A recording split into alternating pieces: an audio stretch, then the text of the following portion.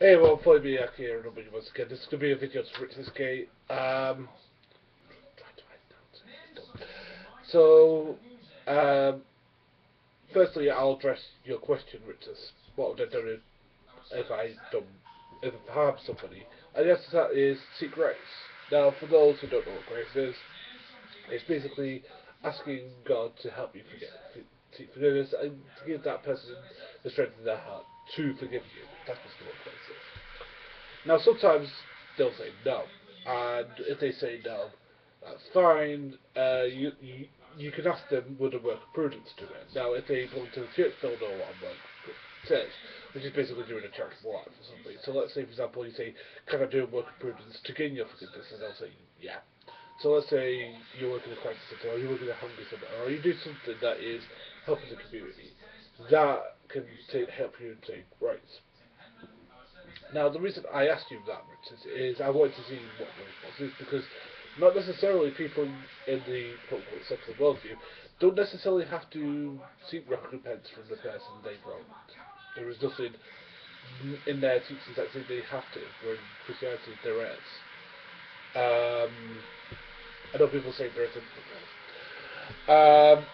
Now to the quotes which the first one was about Jesus talked about how the devil is a problem, and out of that you seem to have got in the path that again the physical body is destructible, but the spiritual one carries on. Again, it's talking about them at the time. It was not necessarily talking about for all time that necessarily the body, the spiritual body is more important than the physical one.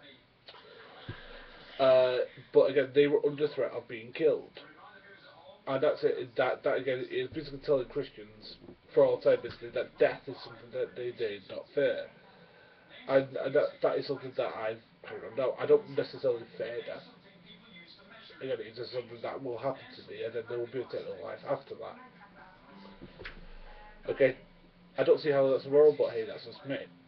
Secondly, uh, to the very famous quote of love the Lord God with all your love, with all your heart, and love your neighbour I yourself. Now, saying that is immoral is wrong, because again, because you love God, you can love your neighbour, because He gives you the strength to love your neighbour. Because sometimes your neighbour ain't all that lovable. Sometimes he makes you stuff. Sometimes he's sleeping with your wife. Sometimes he's doing other stuff. He always plays his music till about 4 o'clock in the morning. You know, he's doing stuff that's really not good. And I think that I think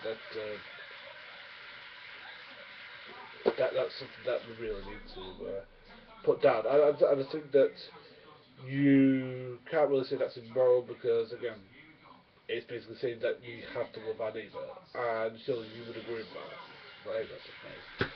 And I think that, yeah, I do think that Christianity, that Jesus does put a good point of morals out there to follow, and I think that humanity could do a better job of itself if we followed them. But hey, what do I know about the world? Hey, Richard, I hope that's enough. But in response, you don't necessarily have to seek